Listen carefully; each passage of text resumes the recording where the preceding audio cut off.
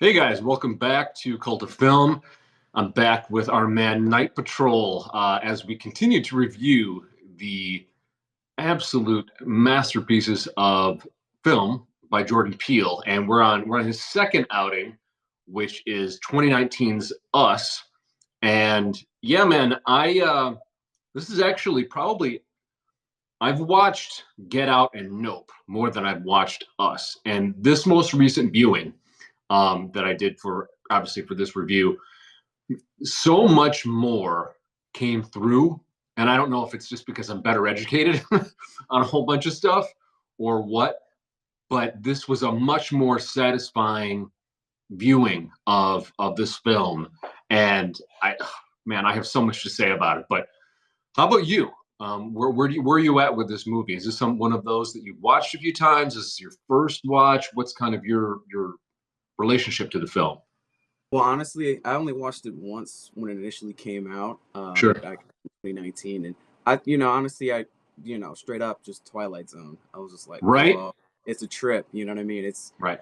you think about dealing with darker, more evil versions of ourselves that are coming from dark shady places, and Mhm. basically wanting to basically take whatever basically take us out for things that we may have had, or things they may not have had. And that's Right. kind of really interesting. It's a really interesting take because you're thinking about you know bad guys, villainy, baddies, things like that. And the movie really takes that whole concept, and Jordan Peele definitely runs with it, and has some really interesting twist in there. But it's a crazy movie. It No, had a lot. Twilight Zone is, you're exactly right, man. Well, I don't think I have seen a single writer director who so perfectly embodies that sort of sense of mystery, unease, but sort of compels you to keep watching like Peele does. It is like down to the name of his production company, which is Monkey Paw Productions, which is named after the Monkey's Paw episode of the Twilight Zone. This guy is absolutely um, giving us like the continuation of the great, Twilight Zone.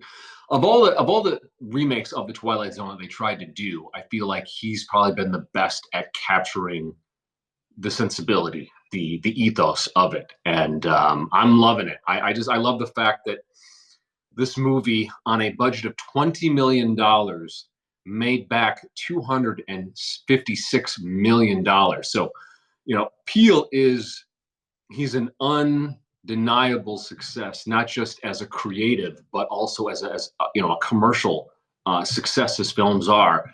And I think that's why it feels like he's pretty much able to do what he wants, and that's a beautiful thing because if you just let the creators do what they do, they give you this, they give you us. Yeah, and that's what the movie's really about. It's about us. It's about it. The movie has so many. It's so layered in Oh its yeah. references, it's in its symbology. And I'm all about that. I love symbology. I love having movies that make you have to go back and think about what you saw. Yeah. Double entendres and all that. The movie's filled with that, and it can be taken in a lot of different ways when you think about it. Us can be, us. Think about from my big take from it. On the second viewing. Before we get into Yeah, the yeah, analysis, let me just, and again, obviously this is going to be a spoiler heavy episode, so I want, I've done a few spoiler free videos. This is not going to be one of them. So if you've not seen this movie, you need to turn this off right now and go watch it. But we'll have you jump in just a second, man. I'm sorry to interrupt. I want to set up for people that basically what we're dealing with is basically Us is a 2019 cycle, and I'm sorry to be reading at everyone, but Us is a 2019 psychological horror film written and directed by Jordan Peele. Film features an ensemble cast of Lupita Nyong'o, Winston Duke, Elizabeth Moss, Tim Heidecker. The story follows Adelaide Wilson, Nyong'o, and her family, who are attacked by a group of menacing doppelgangers called the Tethered. In 1986, Adelaide Thomas wanders away from her parents at a Santa Cruz beach boardwalk, enters a funhouse where she encounters Red, a doppelganger of herself, in the House of Mirrors. Following the encounter, she suddenly stops speaking, withdraws from her family. 33 years later, Adelaide reluctantly goes on vacation with her husband, Gabe, and their children, Zora and Jason. They meet with their friends, Josh and Kitty Tyler, their twin daughters, Becca and Lindsay, on the beach. On the way there, they witness paramedics taking away the bloody body of a man holding a sign identical to one Adelaide saw the day of her doppelganger encounter. That I want to mention. It's Jeremiah 11:11, and when Adelaide is a little girl, you see a guy as she's about to go into the Hall of Mirrors holding it, and then 33 years later, the guy being put into the ambulance is carrying the same one. You also have, and I didn't catch this the first two times I watched this movie, but if while they're at home and there's a game on, I don't know if it's a baseball game, I don't know if it's a basketball game, but they say so and so in Minnesota are tied 11-11. Oh When yeah. Lupita is in, I think she's in the bedroom with her son Jason. He says, "Oh look," and they look at the alarm clock and it says 11:11. So all of these things are starting to line up, and Lupita's sort of like, "What's going on here?" They're out on the beach, and Yep. a frisbee comes by her head, whizzes right by her head, and lands on the beach towel. On the beach towel are these big dots, and uh, the frisbee lands perfectly onto the dot, like it fits it perfectly. So all of these things start to weirdly happen, and then from there, the doppelganger family shows up outside their house, and shit gets real. So I just wanted to set that up. Please take it It's away, my man. all control. Yeah, it's oh my god, it gets pretty bad from there. Naturally they get in the house.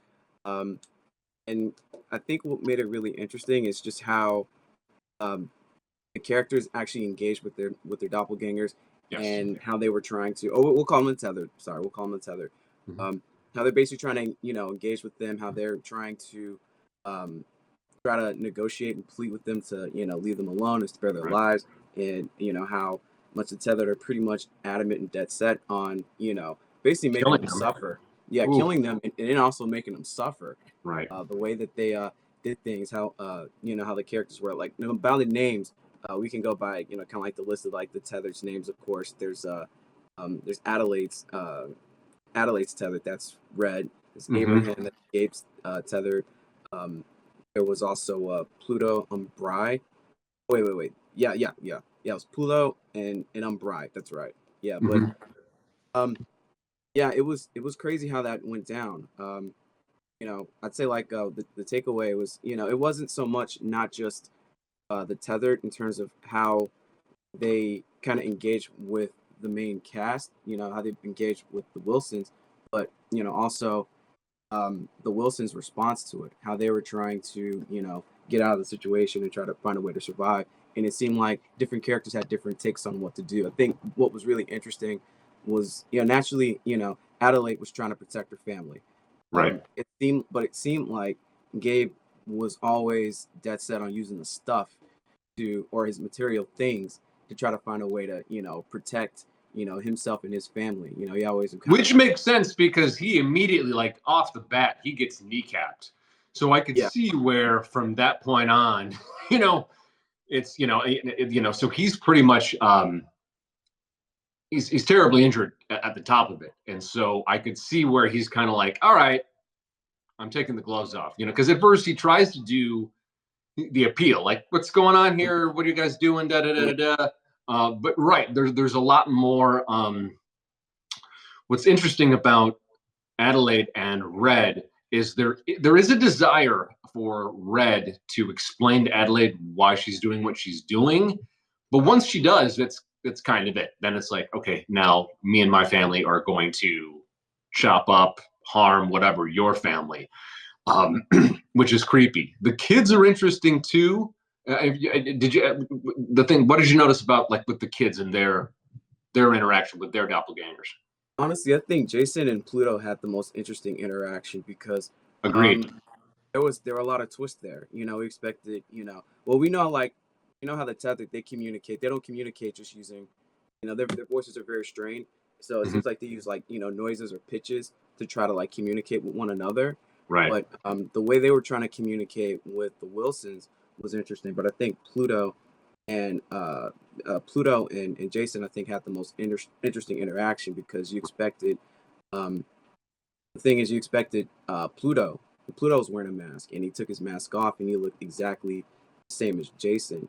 Right. And he set him down in that room. He took the mask off, and he was showing them the lights and stuff. And I'm like, it wasn't. It seemed like Pluto may have had the same type of curiosity about Jason that Jason might have had also about Pluto. So it Yes. wasn't exactly like he had intentional harm, towards him. Probably because they're both very young you Right. know uh, they're probably both very young for their ages, and they may not have that same concept of wanting to attack or kill or Well, maim. it makes perfect sense because they don't like it's Red that has all of that built up animosity that has built up for literally over 30 years. So you can kind of get a sense of where she's coming from, that intense hatred.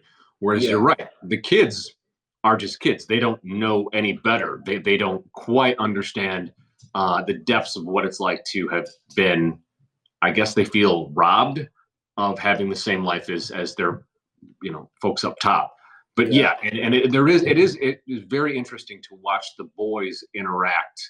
Whereas with Zora and Ombre, they're clearly teenagers, and so like that sensibility, that awareness of the world is kicking in, so it is a bit more Mhm. violent.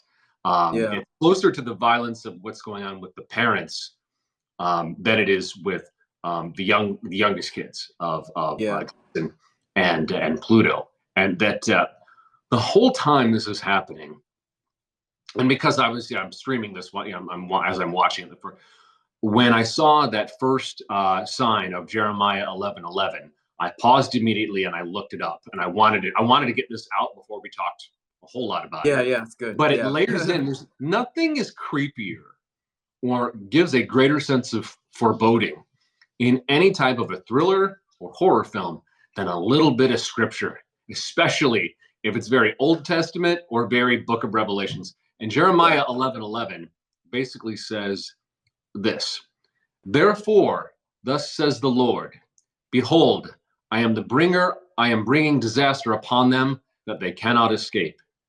Though they cry to me, I will not listen to them. Like Yep. that's like, Exactly. whoa, like, okay, God is turning his back on you. I don't Yeah. like what could possibly save you then. And so that so early in the film really just sets the tone for the sense of I think it's Zora who says in the backseat of the car when what was it?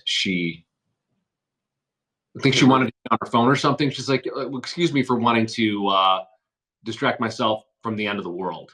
So Yeah. there's Yeah. like these little bits of sort of apocalyptic sensibility sprinkled in, which Mhm. again, as I'm watching all of this happen and this mayhem sort of just continue to unfold, it's like, okay, yeah, maybe God really is very angry. And then we get little bits and pieces. I don't know, and I didn't notice any of this before. Like in my previous two viewings, I didn't notice the Bible, the listing of scripture, let alone look it up. I didn't see the very beginning, and where it talked. I can't remember exactly what it was. It was white type on a black background, um, and I can't remember exactly what it says. But that was very foreboding. It wasn't anything scriptural. But when we get to the point where, um, and let me know what you think of this. When we get to that point where Red is basically giving all of the background to Adelaide about who they are and where they're from, she says something along the lines of they were trying to make doubles to control the people up top, but what they didn't understand was you can't copy a soul. And so we are two people sharing one soul. Mm. And the entire time I'm watching this, all I could think of is Carl Jung, the psychologist. Carl Jung, I believe he's the guy who came up with. He used to work under Freud, but he came up with the idea of the shadow self, and that you can't, as a human being, ignore your shadow self. We think of our darker sensibilities and said, okay, we want to put that away and hide it. His theory was, well, if you do that, if you don't face that and integrate it into yourself and be aware of it, it becomes a bigger problem later on. It pops up later on in life when you don't want it to. It manifests as destructive behavior, uh, personally, self-sabotage, all this sort of stuff. So I've had this in my head this whole time. Then we get to Red talking about, oh, we're two people but one soul because you can't copy a soul. So I'm like, oh, so this is some sort of a either government or corporate cloning accident or a cloning experiment that didn't Yeah. work. What were your thoughts on the origins of the tethered? The origin of the tether I thought was really interesting because even like I said, even with some of the exposition, a lot of the Mhm. explanation that was going on in the film, I still really didn't understand it either. It I was still trying to put the pieces together, and unfortunately, that's something I didn't get a chance to really kind of like look up on. It's like their Sure. true origins. Right. How these tethered, how these doppelgangers, these darker versions of ourselves, you know, how they came to be in existence and how they, only came from certain places. But yeah, the rabbits, in that hallway, that underground hallway did really kind of shine a light on things without having to explain everything. Is Right. the rabbits all over and like in the cages and stuff, how they got loose and everything. I think that was kind of a symbolic reference to kind of explain without having to really explain what happened with the tether, in terms of Well, I think this is why I'm thinking this must be a failed cloning experiment because when they start to do trials on whether it's cosmetics or medicine, they always do animals first. And I do believe that they use rabbits a lot of the time. They use rabbits, mice, rats, whatever. So mm, that's where it's gotcha. like, okay, this is very like preliminary sort of lab type of stuff because you've got all of these rabbits in cages.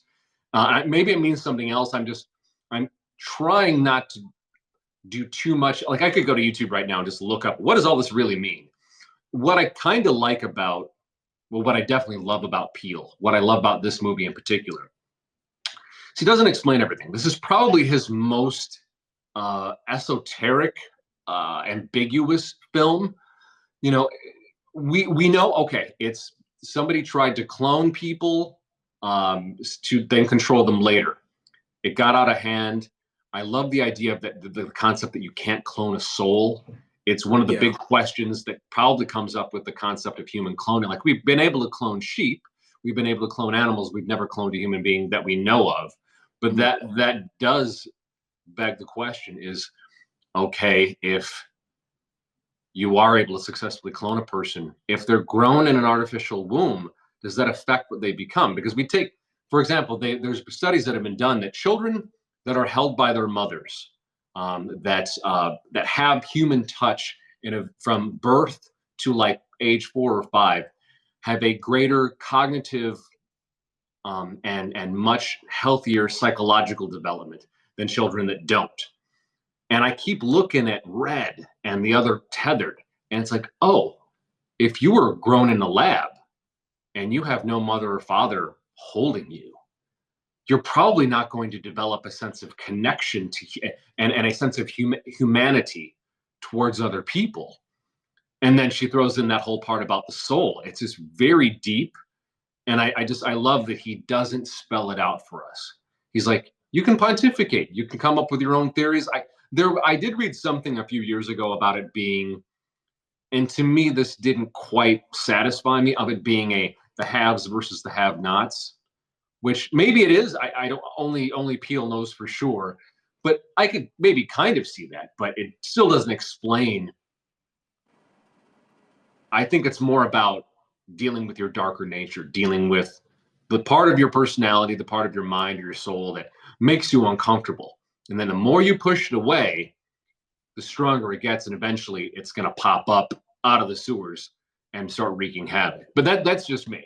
I don't know. Yeah, definitely. Yeah, I'm doing a little digging right now, like with Screen Rant. Some of my sources, for research, I did, by the way, through like Film Theorists and the Take, their YouTube channels. But yeah, the origin I didn't look up. But yeah, according to Screen Rant, it said that um, the tethered were sort of a failed government cloning experiment meant to control the above ground population. The Holy tethered are shit. tied to their above ground counterparts and live in underground tunnels forced to mimic their counterpart lives. And even though it's kind of unclear what happened, is that the experiment failed and the tethered were abandoned underground for countless years, and they were mimicking the actions of their counterparts, and surviving on, rabbit meat, just mindlessly mimicking them, for a time. So that basically explains, their origin. But Right. yeah, back to what you were saying. Yeah, you hit the nail on the bat too. Is exactly what I said about, um, the protagonist being forced to face their darker selves. Right. Yeah, it was definitely in a sense, it was definitely is a cautionary tale about people being forced to, not only face themselves, not only face us, our darker selves, but also to kind of face the darker sides of, human society, or at least in American society, because people live in different. A lot of people have different, levels of living, and it can be determined based on their income or their education, Sure. things like that. And some people Sure. are kind of born into wealth and they don't have to really look at the ugly side. People living in, with either an impoverished neighborhood or Right. community, things Right. like that, or being, completely disenfranchised and abandoned by the country.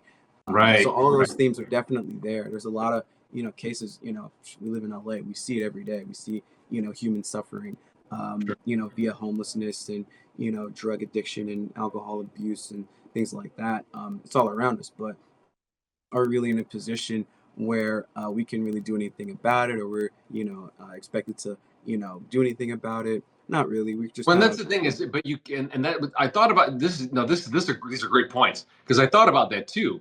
Because even if I take the view of okay, these are the people that um, have maybe not been as fortunate, have maybe had shitty parents, have not had, I mean, there are people in the world that just have had an absolute shit end of the stick handed to them in life. It exists. And hmm I thought about that. I'm like, okay, and so obviously those people might have some type of resentment towards people who maybe they perceive as having it better, having it easier, having it more privileged. But then I thought to myself at the same time, you can't live for other people. Like as much, and I know this firsthand just because my mother was an addict and I've got a lot of alcoholics in my family. There would be no amount of, because I lived it, no amount of appeal to reason that I ever could have made to my mother to make her stop. And she did it ultimately until it killed her. So like I think it's a fair critique of society in that respect. What you end up having is it's like, okay, but then how do you solve it?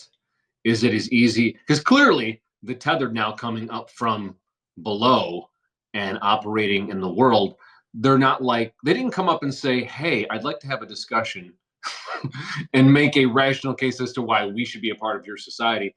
They came out and started stabbing people to death. So it's sort of like, ooh. So maybe it's, again, this is where I feel the dark side of human nature, the the question of cloning. Yeah, maybe you can clone the human material, but the soul is something different. It's we don't know what consciousness is yet necessarily in terms of science. Our greatest philosophers and scientists, we know we're conscious, we know we are aware of ourselves, and we're engaging in the world. But you ask any of those scientists or any of those philosophers to define what consciousness is and where it comes from, and everybody's kind of like, I don't know. And that's why the Red's line of, you can't copy a soul or something to that effect really, really hit me. And those of us that are born as opposed to cloned, um, we are probably luckier than we realize because we have our own souls, you know? yeah, And yeah. what must it be like to be brought into a world without a soul to connect you to other people? You're just sort of, you're an empty vessel. Again, that sort of metaphysical and quasi religious undertone to all of it really just has my brain going. I just think it's so fascinating. It's such a brilliant approach to it. It's sort of like the beginning of. I was thinking this when I was walking my dog. It's almost like a more aggressive prelude to Invasion of the Body Snatchers. Like all the different films of Invasion of the Body Snatchers, it's very quiet. It's very, very subtle. They sort of sneak in, boom, you're cloned and you don't even know it. This is they're coming up from the sewers and it's super aggressive. And it's like, where am I at? And they take you take yourself out and you sort of replace yourself. Again, Mhm. so many levels, like you said. Yeah, and this is something that I got from the take too. They said a lot of things, right at the beginning of their video about, you know, uh, the horror genre Hmm. being, in general being about the return of the repressed, and how this particular movie, Us, is typically a cautionary tale for society to kind of change its ways and also kind of be forced to, face its demons, and dealing with, faces that have us, like the people who are oppressed, they have faces like us as well too. So Right. there was definitely a gap in inequality. And it's funny you mentioned about the emptiness of conscious and having a soul or not having a soul. Right. There was another dynamic that's kind of another layer that's kind of placed in the movie in terms of its the American dream and its materialism, and how a lot of people, they have a lot of things. They may have wealth. They may possess, Right. like a big home. They have, And the father even mentions that. He talks about how Tim, I think it's their friend, uh, is like, "Do you see the car he got? Is he doing that just to mess with me?" Because he's talking about how because he was telling him at the beach, he's like, yeah, "Yeah, I got Josh. I got a I got a boat now. Would you get a little dinghy?" He's like, "No, no, no. I got a speedboat." It's like, "Oh yeah, do you have this? Do you have that? Oh, do you have a what is it? A flare gun?" And he's like, "You don't even have a flare." So you're right. No, there is that keeping up with the Joneses bullshit that so many people get trapped in. This need to one up, and here's the thing: they're friends. Like, why are you competing with your friend about stuff? So yeah, there's something to be said there about this sort of like Yeah, stupid that was. accumulation of material things. For what? Like, if you want the boat because you like to go boating, that's cool. But is that what are you getting it because you like boating? Or are you doing it because you want to one up Tim over there and show him what's what? So I got this. Actually, got this today from Film Theorist. They had a. Oh my god, it was a really good video about that. But yeah, it was broken down. The boat is an ultimate symbolic expression of expendable income. And Right. you think about what a lot of people, maybe people who are like baby boomers, their generation, Sure. how a lot of dads, their dream, or at least it's kind of the cliche that Yeah. their dream is to always have a boat. Right. Right. You think about how much money you would need to even have a boat, and Right. then how often you'd actually even use it. And I've seen a lot of neighbors, around LA and stuff. It's like every once in a while, it's like they'll get a boat, and it's like they'll probably take it out maybe once or twice, and it just sits curbside. It probably sits in the driveway Dude, for I like remember, I mean, years. growing up in Chicago, and even to this day, I remember members of my family, like my dad, uncles, making fun of guys that would buy boats and then put them on Lake Michigan.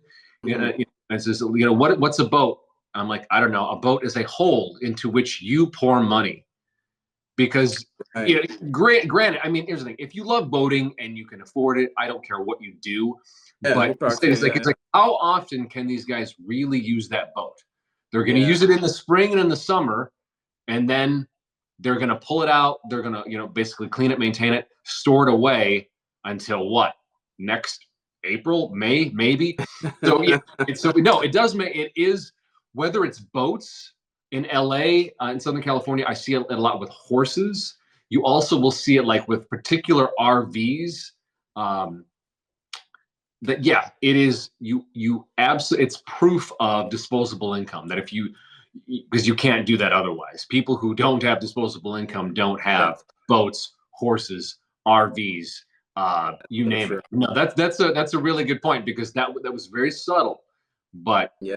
you could see the guy was rattled by by the whole issue with the boat or the guy's like, "Did you see the car?" It's like, okay, no, so that means that we can take their car, like even after the whole family's murdered. The Right, little right, girl right. Zora's like, Yeah. so I guess we can take their Yeah. car. It's just so he's like you said, he layers it in there. Yeah, that's really something too, because and that's another thing that's like even Red said it, how Red said it in there was like major scene where the Wilsons are trying to like figure out where did they come from and who they are, and Red answers, "We're Americans," and I was like, it really made a lot of sense when you think about the dynamics between inequality for people that are Americans like us, Right. that may not have the same things as, Right. other people who are living, the quote unquote American dream. But that's another thing. It Yeah. also because you've probably seen this too. I've seen this my whole life. Uh, because neither one of us come from money. We don't come from privilege in terms of financial whatever. Yeah. And you've seen people. We've seen it. We saw it back in Chicago. We've seen it in LA. And when people from the old neighborhood get a little bit of something, and they immediately go buy something they shouldn't buy Hmm. because they want to show that they've got it. Yeah. It's like, okay, great, but you get a really you get like a ridiculously expensive car. Like I know guys both in Chicago and LA that have BMWs or Mercedes that they are paying through the nose for, but do not have a garage to put it in. You know what I Mm. mean? Yeah. And so it's sort of like that, like when Red says we're Americans, it's like it's that dark side, that sort of soulless, only materialistic aspect of American society, where it's like, okay, it's not about, okay, I was able to build my life to a point where I can afford such a thing. It's I just got to get the thing. I got to have the thing. I've got to have my precious. You know what I mean? Right. Right. Yeah. And so it's a There's. very gross and an uneasy approach to stuff. It's Yeah. one thing, to have stuff and to have things. That's great. I don't think there's anything wrong with it. But when it becomes about just having the thing, and just I gotta have it, it's like, okay, Right. Right. something's wrong with you. Let's see, you should not be elevating this thing over everything else. Exactly, and I think that was a really big point of the movie is how you have two different society classes, in one movie or in one place, Sure. and you have basically people who have these things, and they're perceived to have everything they could want and need, and yet at that height, the image is that they have everything, but to them, they really don't. They still feel empty inside because they have all these things, but they still don't have enough. The Tylers were a really good example about how materialism doesn't Oh always solve yeah, all they were the pretty bad. problems. You think Yeah, about, The Wilsons seemed pretty healthy. Like even yeah, they were though more obviously stable. Dad was complaining about the guy, Tim Tyler or whatever his name was, having the car and stuff like that. That was one thing, Yeah, but he was the most yeah, materialistic of the Tyler's Wilsons. Yeah. really vapid, and they were drinking all the time, and like she was asking him to go out and do something, he wouldn't even get up from his comfortable chair in their beautiful home. The daughters seemed really sort of one-dimensional and vapid. Yeah. Oh my god, everything, everything about the Tylers. There's like a whole point about the Tylers. Like I said, going back to I think his name was oh my god, I forgot his fucking name. The husband. Yeah, Josh. Okay. Yeah, Josh is obsessed with his possessions, his boats and all that. You think about his wife Kitty. Kitty was, like having, they're talking about drinking medicine, which is alcohol. So she was Oh basically yeah. drinking alcohol to kind of cope with stress while doing plastic surgery. So there Right. was that. Her You have talking about how when she was younger, how she went to Stella Adler for acting, and she could have stuck with it, but so it's a lot of what if, like, to me it seems like her character, it feels like, even though it's only a few lines about her talking about going to Stella Adler and having studied acting, uh, there's clearly a sense of she's sad that she gave up following the dream and instead chose a husband and material possessions over her dream. values. I don't even know what that is. You see that? The Yeah, yeah. dream. I don't know. I Right. had like some confetti as soon as I had like a big face or something. Yeah, one of us did something. But no, she clearly gave up on a goal she had for herself in exchange for a comfortable life. And as a Right. result is kind of an alcoholic. They both are. Right.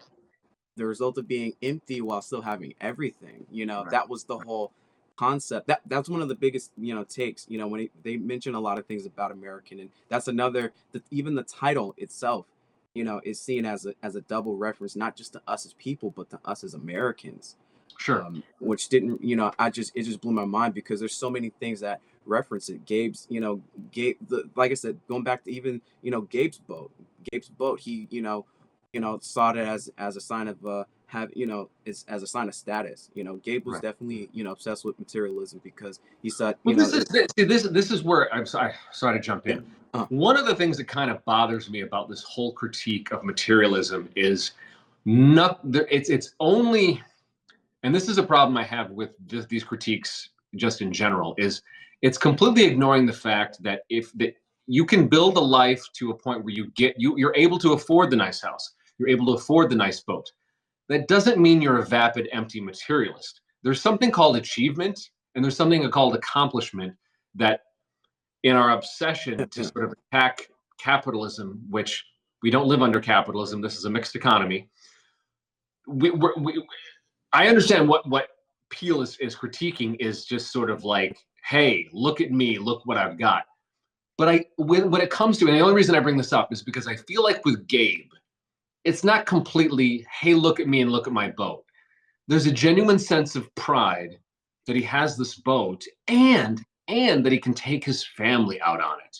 Whereas when you look yeah, at the Tylers, it's just them almost sort of like stuck to their stuff. They're at home. You look at Tim, or like Tim Heidegger. I can't remember his character's name. his name was Josh. Yeah, Josh. Okay, Josh. So Josh, he both Josh and Kitty, when they're on the beach, they're mostly sort of slumped down. I don't know, they just look sort of slovenly. You see them at the house later, they're sort of slovenly. It's almost like they're being absorbed by their stuff. Whereas with the Wilsons, I feel like I'm more proud, I'm more comfortable with Gabe bragging about his boat because it's not just a hey, look at me. It's hey, look what I was able to achieve. yeah, yeah. I can share with my family. So it seems to me that the Wilsons are clearly the healthier family. Does that make sense?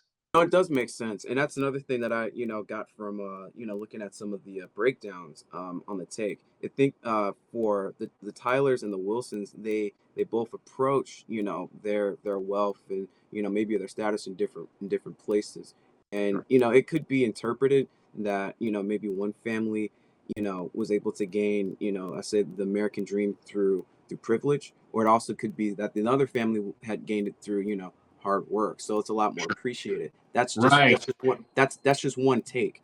No, So that's not that's a actually really good confirmed. point because I do know you and I both know people, um, well, both Chicago and LA. There's a difference. Like I know people who like built their own businesses out of nothing, be they restaurants or retail Yeah. stores or whatever. And the sense of appreciation they have now for the wealth that they built over time is completely different from the people that I know that were born into it, don't really have to work a whole lot because their parents are really, really successful. And Hmm. they tend, not all, but there isn't that, because let's bring it back to the soul.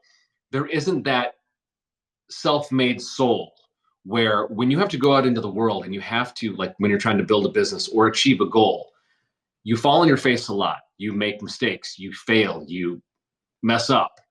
But then eventually you figure it out and you get ahead. That that's something that only by going through it can you earn in your soul. And that seems to be the huge difference between the Wilsons and the Tylers. Like it's not clear what Josh does or what Kitty does. We just know Right. they do pretty well. Hmm. It does feel like the Wilsons are a little bit more grounded in their vacation. Like this is something that they've worked towards.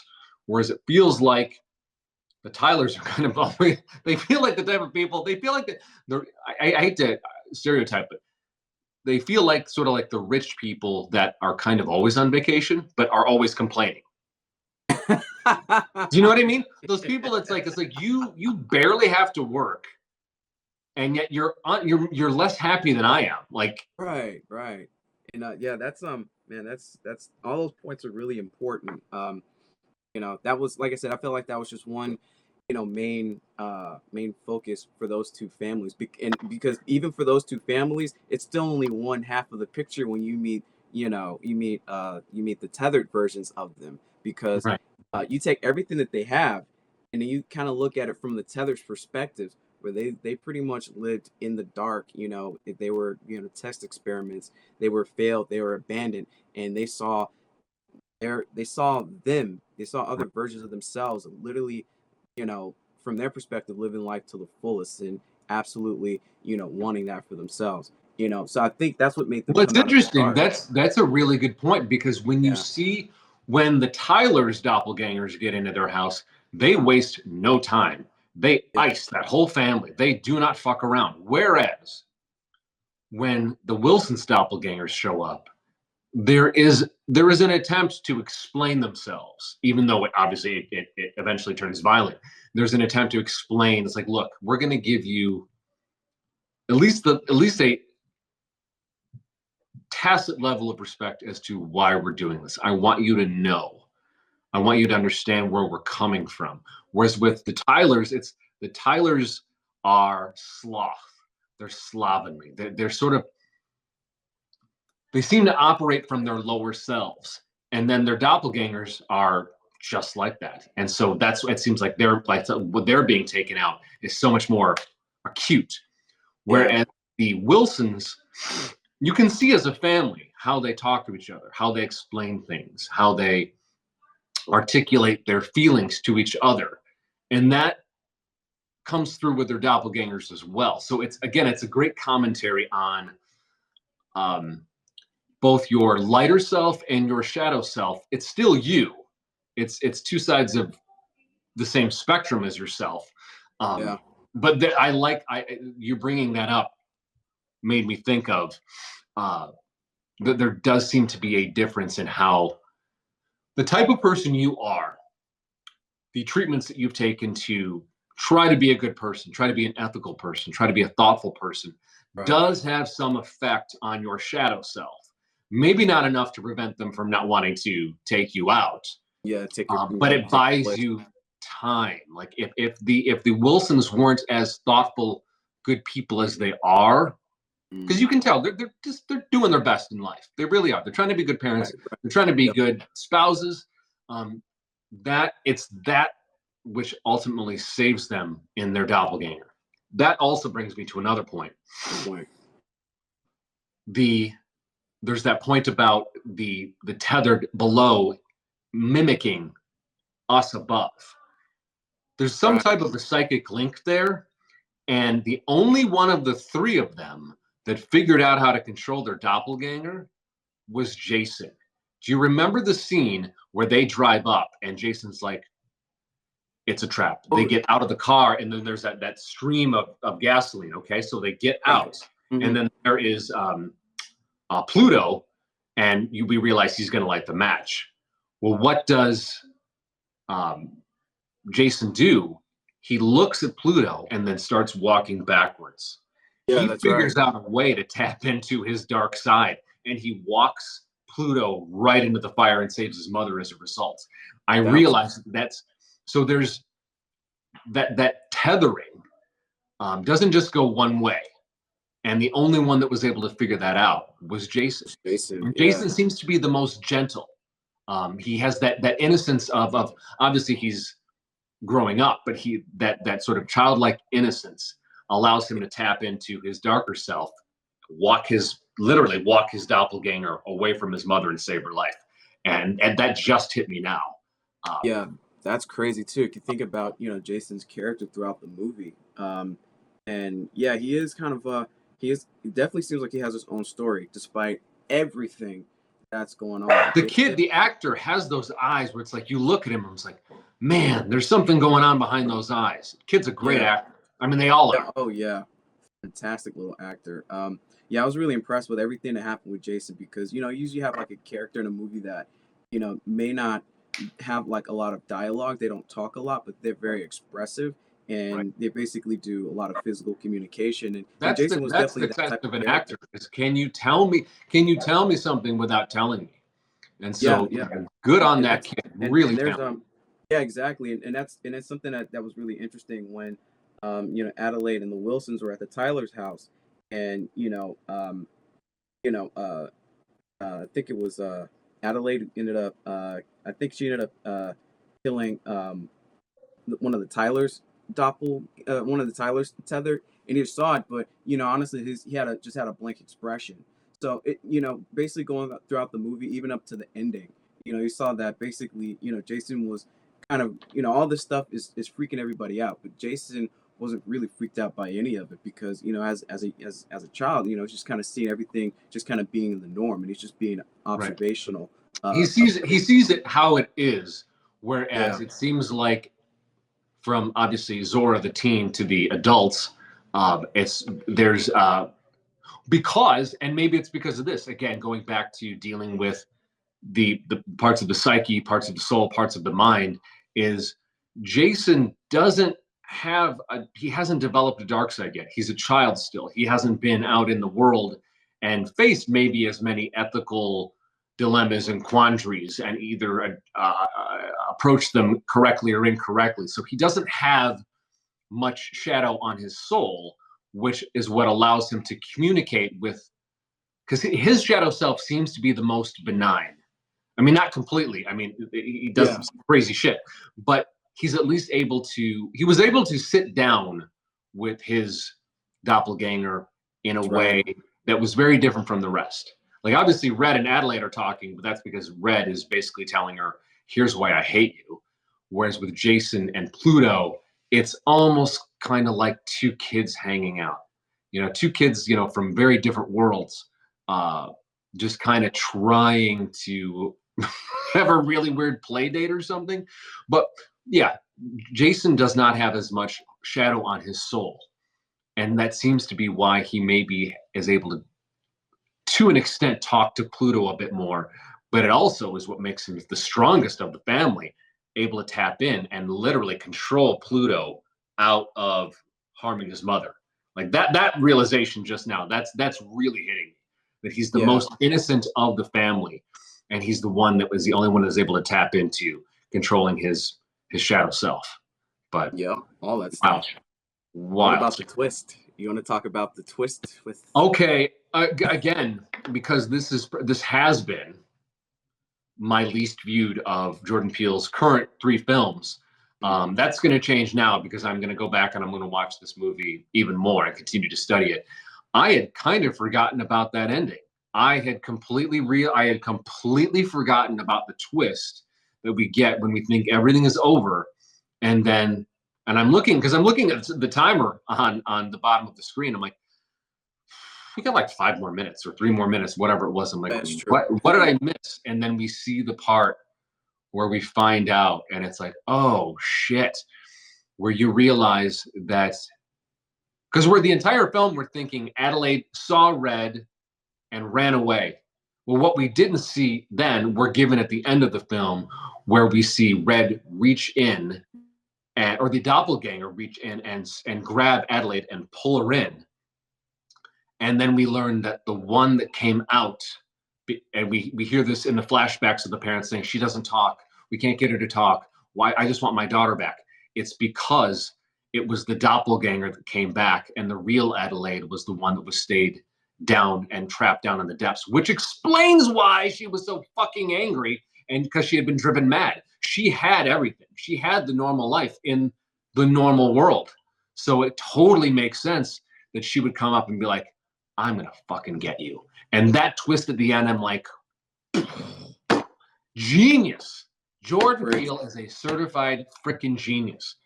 And that's like, I get to the end, I'm like, how did I forget that part? Like how, because like you, I saw it in the theater, and I think Hmm. I maybe watched it once after that, but I clearly did not watch it from beginning to end completely focused because Right, right. I totally forgot about that shit, man. I was just like, Yeah, God, yeah. like I would have been satisfied with it ending there, and then you seeing all of the tethered doing their hands across America thing. Somehow I missed that flip Crazy visual. Yeah, and the crazy switch. visual. This Yeah, the old switcheroo that they do, and I'm like, genius. yeah. Like I watched That's a something like mind. that, I'm That's like, I really need to up my game in my own writing. I just immediately was. I'm watching this, I'm like, I am jealous of this dude. I am jealous of this dude's incredible talent because it was such a brilliant move, man. I had totally yeah. forgot about it. Yeah, that movie was a wild ride. The ending, like I said, so layered, and there's just so many things going on. you know, within it that Right. people are You've got actually the still. psychological stuff. You've got the soul sort of metaphysical theological stuff. You've got the haves versus the have-nots. The with the shadow stuff, it seems to me like it could almost today, like you think about places like LA, it could be a commentary on mental illness. Like, we push it away. We're trying to pretend that it's not there, and it's Hmm. popping up on, street corners all over, not just LA, New York, parts of Chicago. Like Yeah. through the Rust Belt. It's there, and we're pretending like it isn't there. And then these things happen, and it's like we're not addressing it at all. Yeah, definitely. That's definitely something I got from it too. There's also something I saw from the take where they're kind of like breaking it down in multiple areas. Talking about sins of the ancestors and how people benefit from unequal society and how that's kind of a revenge of the repressed type of element. And there's also the societal part. When it comes to like middle classes lack of awareness. Of society both internally or externally. So that was another interesting take that I could see a lot of in the movie. But yeah, ultimately it did really come down to just the return of the repressed and how the repressed people aren't really aware of what's going on in society, how they can easily um, you know take over or take the other half's half. But essentially, like I said, it's all in the title, us. You know what I mean? Like Right. it's about us, and that's Yeah. the mind I blowing part. If we don't take care of us, us will take care of us. It's not in the way that you want. So I right. thought that was very interesting. Oh yeah, one other thing too. The tethered. There's another reference that they made on the take. A parallel that goes back to the time machine, how Hmm. in the time jump, we go like 10,000 years in the future, and how you had it was the Elon and the Morlocks, Mhm. how their society was kind of like you had these underdwellers. You had like the Elon that lived Like a above permanent ground. a permanent type of underclass that literally is an underclass underground.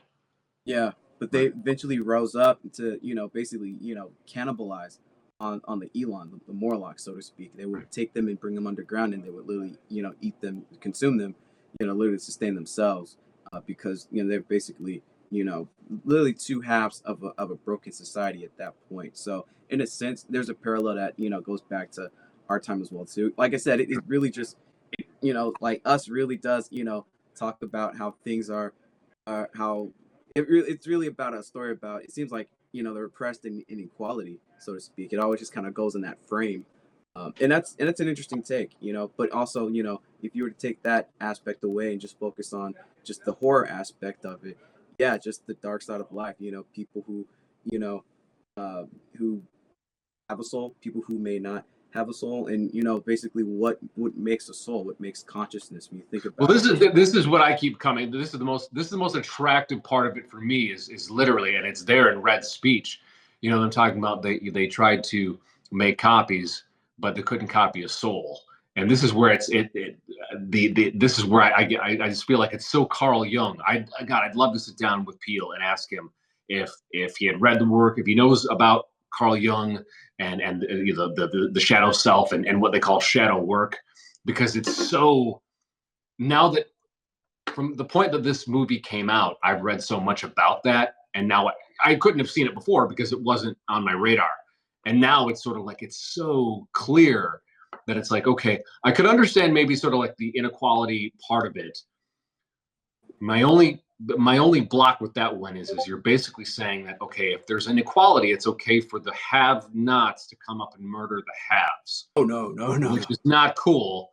But It could you happen. also can't neglect there's the, that the, there's the, that there's that there's you that know but there's that it's also one forewarning. of those things where it's like whatever problem it is, whether it could be economic inequality, it could be not addressing your own faults, your own hangups, your own addictions, your own BS of what it is. If you don't address the problems, they get bigger and bigger and bigger, and when they explode, they can get to a point where they do explode, and then you can't control them. And that's literally what's going on with the tethered, because not only are these, they're people, but they're sort of people without a soul. Like they're the ultimate have-nots in that they are people, Yeah. but they're copies. So they're not even originals, and they don't have a soul of their own. So they're almost like the ultimate forsaken, which brings me back to Jeremiah 11:11. Therefore, thus says the Lord, behold, I am bringing disaster upon them that they cannot escape. Though they cry to me, I will not listen to them. So Mm. it's so in light of that, it's like, okay, maybe it's not those of us up top, the truly forsaken by God are the tethered below. And that's the level of tragic that is to me hurts my heart. But at the Yeah. same time, it's like you said, it's a cautionary tale of be careful what you continue to sweep under the rug, because there may come a time where You it have to comes back. face you have Yeah. to face your demons, or you have to face us. I Yeah, keep going right. back to Exactly. us. It's like, yeah, and it's interesting too, because you see people in media today. Like you look at, I can't help but think how different some of these red pill guys would be if they had just had a father that was more engaged. It's like, would Andrew Tate be this nuclear level asshole if his father was just hugged him a bit more? And I know that sounds cliche, but there seems to be a huge difference between, and as someone who's, my father disappeared when I was 11. I didn't see him again until I was 32. Oh man. That's tough. I won't, but it's one of those things where a lot of us grew up without fathers. A lot of us grew up without a lot of male role models at all. And I realize now that quite a few of us didn't make it through because some guys, they're just absolutely high octane assholes that they don't realize it, but they're spewing their nonsense, their insecurity on the world, whether it be Andrew Tate or people like him.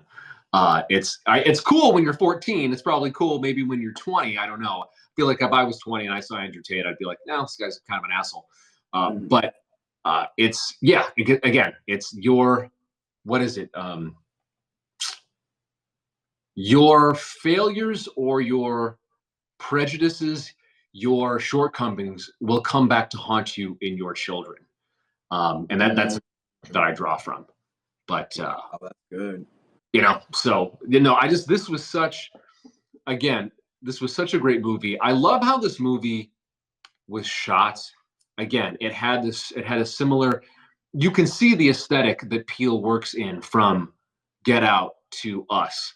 He's really good at even just a daytime shot at the Santa Cruz boardwalk.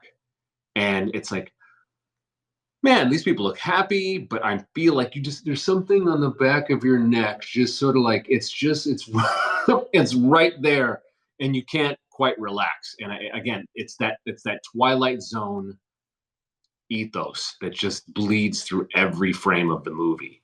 Yeah, it is. Yeah. But As a so matter of fun. fact, What there would are a what lot would of you? I'm curious. Now that we've really watched this movie with the fine tooth comb, and we've gone in and we've sort of dug through it a bit. If you were to do a double feature, we're gonna do Us and we're gonna do something else, or something else in Us. What would you recommend? This is something that I've gotten away from on the channel, but when I review stuff with Truman, we'd always think about, okay, what's the double feature for this movie? What's a nice pairing? You always have like a drink in the entree or a drink in the main course. What would you, like your programming? We've got our independent movie house. We can show whatever we want, and we're showing Us. What else would you play with it? you know what? That's a good question. I can't think of a movie that's come out that had, basically Because I can the only think of two, doppelganger. man. And it would be, I mean, obviously the natural one is Jordan Peele. You do Get Out and then you do Us. You just do a Jordan Peele double feature. That's Oh yeah, that's. yeah. But the only one I can come up with, again, as I was watching this, is the 1978 remake of Invasion of the Body Snatchers, Oh because it's yeah. a different approach to the self and being replaced by something else. And that's all I can kind of come up with. And maybe it's a testament to Peele that this movie's so unique.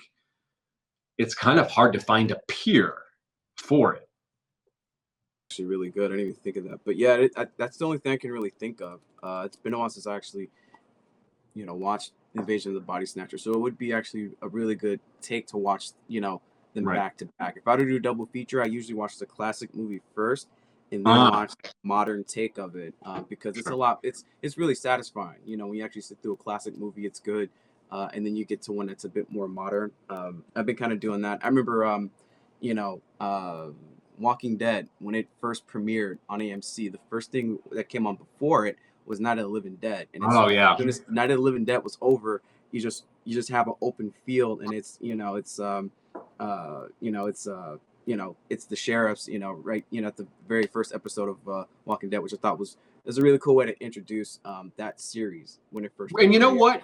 How respectful on the part of the folks that did Walking Dead to pay homage to, look, we all know where this started.